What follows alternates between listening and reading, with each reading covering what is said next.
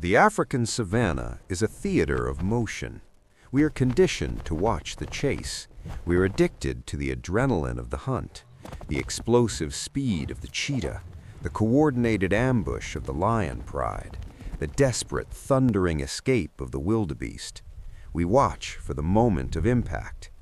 But in the grand scheme of this ecosystem, the kill is merely the opening bell.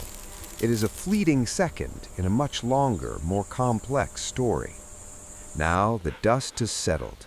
The lions, bellies full and breathing heavy, have retreated to the shade of the acacia.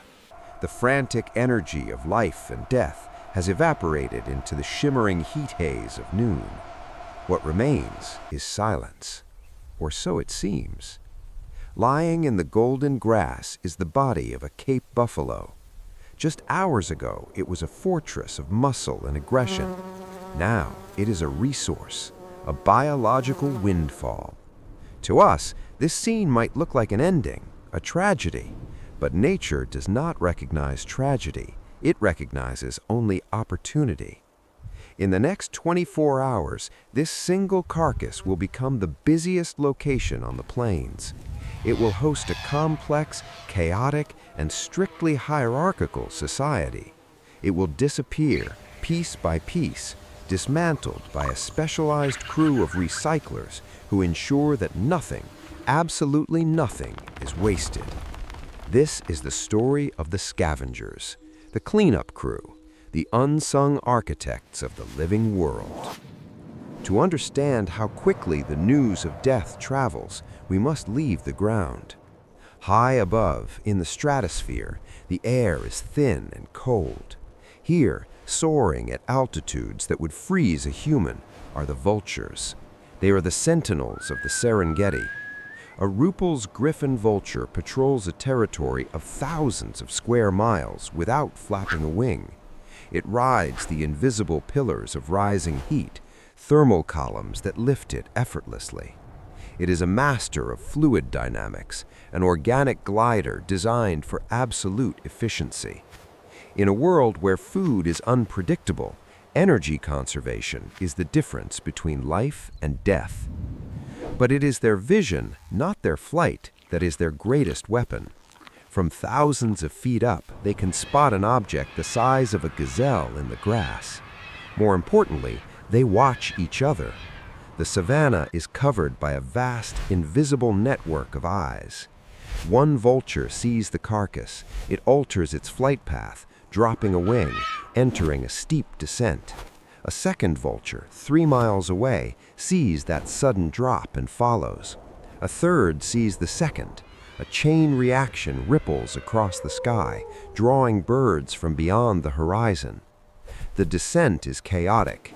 The wind roars through primary feathers. Stiff, durable structures evolve to withstand high-speed dives. They hit the ground with an awkward, heavy thud. On land, they are clumsy, hopping creatures, but they have arrived before the lions have even finished sleeping. They wait. They are patient, but anxious. The hierarchy begins to form before the first bite is taken. The carcass is tough. The buffalo's hide is thick, like leather armor, cured by the sun. The average scavenger cannot break through. This is where the diversity of the vulture guild becomes crucial. They are not all the same. They are a toolkit, each species designed for a specific task. The white-backed vultures are the most numerous. They crowd the perimeter, hissing, wings spread in aggressive displays. They are eager, but their beaks are designed for soft tissue, for pulling and tearing meat, not for cutting through hide. They are locked out. Enter the king, the lappet-faced vulture. It is a giant among them, a wingspan of 9 feet. Its beak is not a scalpel. It is a pair of industrial shears. It dominates the scene, pushing the smaller birds aside with a heavy swagger. With terrifying force, it tears into the tough skin of the buffalo, ripping open the flank. The seal is broken. What follows is a frenzy that appears to be madness, but is actually a desperate calculation of calories. Dozens of birds swarm the opening. The sound is a cacophony of squawks, hisses, and the physical slap of wings. Inside the scrum, the competition is fierce. Necks are long and featherless, an evolutionary adaptation. If they had feathers on their heads, the blood and gore would cake and cause infection. Instead, their bare skin is hygienic, baked clean by the sun. They gorge themselves with frightening speed. A vulture can strip 2 pounds of meat in a minute. They must eat quickly. They're vulnerable on the ground. A full crop makes them heavy, sometimes too heavy to take off immediately. They are gambling gravity against starvation. As the afternoon sun begins to dip, casting long, bruised shadows across the plains, a new player enters the stage. They are often villainized in our stories, cast as cowardly thieves.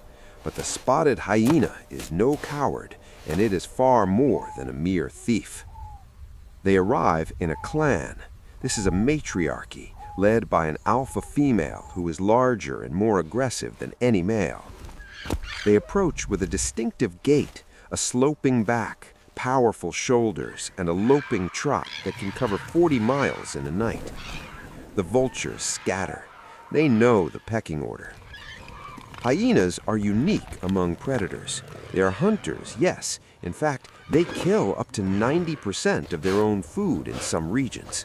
But they are also the ultimate scavengers. Their physiology is a marvel of digestive engineering. While the lions ate the prime muscle and the vultures stripped the soft viscera, the hyenas have come for what is left, the structure. A hyena's jaws can exert over 1,100 pounds of force per square inch. This is enough to shatter the femur of a buffalo.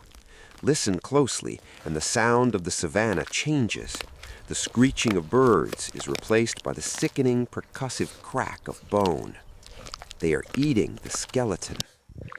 Inside the hyena's stomach, highly concentrated hydrochloric acid dissolves bone, extracting calcium and phosphorus that otherwise would remain locked away for years. When they excrete, their waste is white, pure bone ash. They are turning the solid architecture of the dead back into dust. Their role is critical. By consuming the bones, they remove the physical clutter of death. But they also act as a dead end for disease. Anthrax, tuberculosis, rabies, pathogens that would fester in a rotting corpse are destroyed within the chemical furnace of the hyena's gut. They are the immune system of the savanna. On the periphery, watching the hyenas with a cold stillness, stands the marabou stork. If the vulture is the gladiator, the marabou is the undertaker. Standing nearly 5 feet tall, with a cloak of dark wings and a pink, fleshy throat pouch, it is a bird of grotesque dignity. It does not rush. It waits for scraps to fall from the hyena's table. Its beak is a dagger, long and pointed, perfect for snatching small pieces of gristle or stealing from a distracted vulture. The marabou will eat what others refuse. It is the final check on the visible remains. Along with the jackals, small, nimble canines darting in and out of the danger zone, the marabou ensures that the scattering of the carcass is complete. By twilight, the buffalo is unrecognizable. The rib cage is shattered. The skull has been dragged 50 yards away. The grass is trampled flat, stained dark. Night falls. The visual cues disappear, and the auditory landscape shifts to the chirping of crickets and the distant whoop of the hyena clan, calling out to reorganize their troops. Day breaks. The large scavengers are gone. To the human eye, the feast is over. But to the micro world, the work has just begun. Zoom in, closer, past the trampled grass, down to the soil itself. The air is filled with a low, steady hum. Flies. Blowflies and flesh flies detected the scent of death within minutes of the buffalo's last breath. They have already laid thousands of eggs in the moist crevices of the remains. Now the larvae, the maggots, are active. It is a sight that repels us, yet it is a miracle of biological efficiency. The collective metabolic heat of a maggot mass can actually raise the temperature of the carcass, speeding up the chemical breakdown. They are liquefying the remaining soft tissues, turning protein into energy at a molecular level. And then the heavy machinery of the insect world arrives, the beetles. Dermestid beetles, often called skin beetles, arrive to dry out the remaining hide, but the most famous are the dung beetles. Though they primarily focus on excrement, the aftermath of a scavenging event is a gold mine for them. The gut contents of the buffalo, spilled onto the earth, are harvested. The beetles roll balls of organic matter, burying them deep underground to feed their own larvae. In doing so, they are aerating the soil. They are digging tunnels. They are taking nutrients from the surface, nitrogen, potassium, phosphorus, and injecting them directly into the root zone of the plants. They are the gardeners of the savanna. If we were to set up a time-lapse camera here, the speed of disappearance would be shocking. In the wet season, a carcass of this size might vanish in 3 days. In the dry season, the skin might mummify, lasting longer, but eventually, the termites will come. Termites are the final frontier.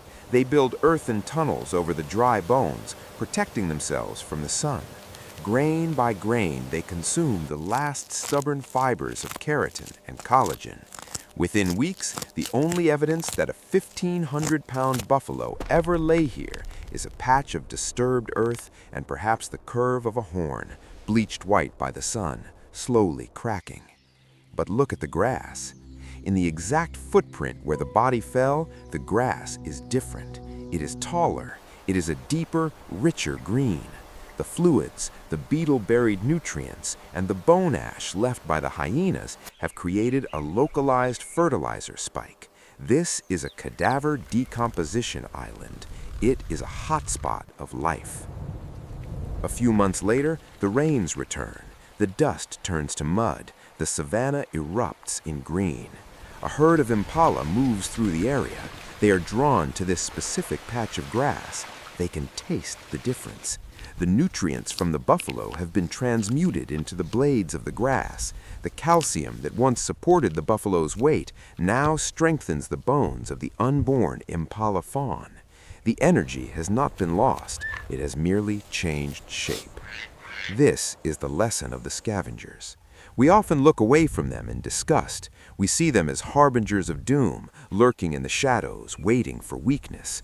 But without them, the system chokes. Without them, disease spreads. Without them, the nutrients remain locked in the dead, inaccessible to the living. The vulture, the hyena, the beetle, the bacteria, they are the engine that drives the wheel of life. They do not just clean the world, they renew it. After the dust settles, we see the truth. Death is not the end of the story. It is the fuel for the next chapter.